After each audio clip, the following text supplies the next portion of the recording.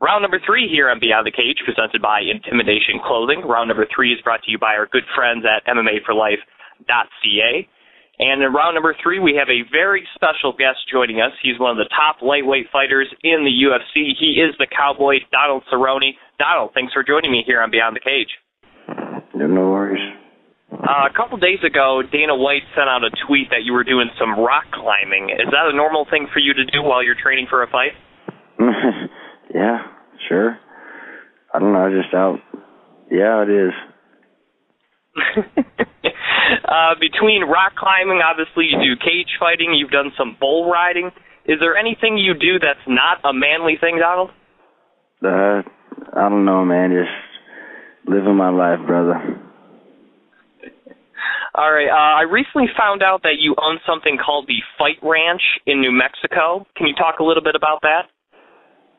It's just a facility that we built, something to have guys come down and train, basically, where all the guys are the best that they are in the area they're in, so they kind of run into problems where you don't have the proper guys to train with, and it's just, Greg Jackson has such a staple of guys to get in there and mix it up with, so it's good to have guys come down, live and train, and hang out with us.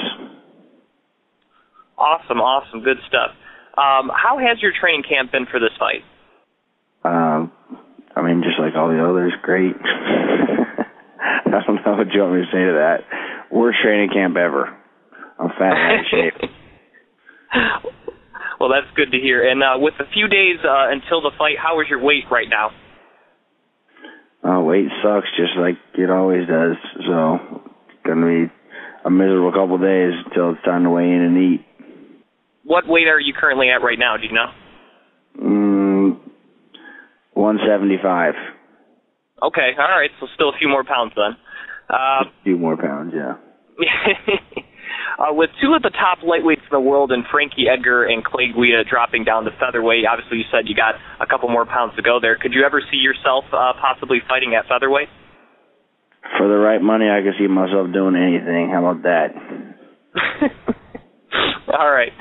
Two guys you have faced before in Ben Henderson and Nate Diaz recently fought for the title. I just wanted to get your thoughts on that fight. I think Ben, definitely did all the right things during that fight, man. He took about his game plan, took him down when he needed to, and just didn't sit in the pocket and let Diaz dictate the fight. Did all the things I should have done. I got my emotions involved in that fight, so... Speaking of Ben Henderson, he is slated to face Strikeforce champion Gilbert Melendez in April. Do you have any thoughts who you think might win that one? I'm a big Ben fan, man, so I really am pulling for Ben.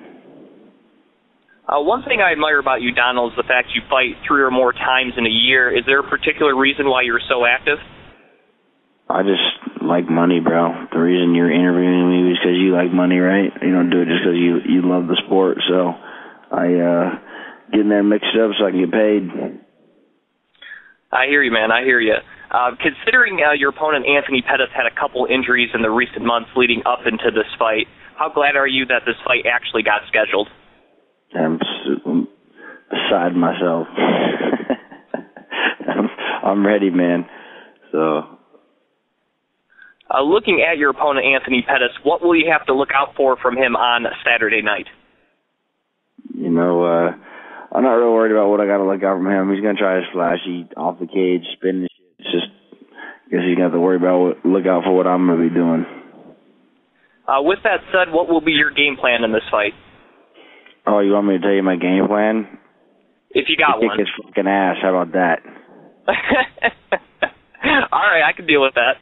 There are a lot of guys that could challenge for the belt in the near future. Do you believe that if you beat Anthony Pettis, that your next fight could be for the World Championship? I think that's the talk. I'm not real sure, but yeah, it'd be awesome. One of your training partners, John Dodson, he's fighting for the title on Saturday night. How do you think he will do against Mighty Mouse Johnson? Mighty Mouse sets a good pace, but I think Dodson's got a little more power, a little more pop. So I think John can catch him and walk out of there victorious. My co-host, who normally does a show with me, he wasn't able to come here, and he wanted to know, through all the fights you've been through the WEC and the UFC and, of course, your amateur career, do you have any cool keepsakes or collectibles that you collect in your house, or are you not really a sentimental guy? Nah, I don't keep it. All my other guys keep it, but then I probably should. I look back now thinking about keeping some stuff, but no, I don't keep anything from any fight. I'm from Michigan, and I know that you normally enter the cage with the song Cowboy by Kid Rock. So I wanted to ask, what is your favorite Kid Rock song? I knew probably with him and Uncle Cracker, 'cause they got a new one. Man, I can't think of what the hell it's called now. It feels good to be me. Okay, do you have a favorite album by Kid Rock? No, not an album. I'm not really an album guy. All right.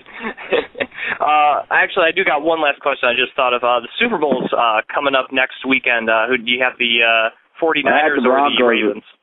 Peyton fucked us, so now we're not in the Super Bowl anymore, so I don't care. Yeah, I feel that way too. I'm a Packers fan, so All right, well, Donald, thanks for coming on Beyond the Cage. I wish you good luck on Saturday night. Thanks, man. Appreciate it. Anytime you want to call me and wake me up for an interview, you just go right on ahead, all right? All right, we'll do, Donald. Yep. All right, thank you. Once again, that was Donald the Cowboy Cerrone on Twitter at Cowboy Cerrone right here on Beyond the Cage, presented by Intimidation Clothing.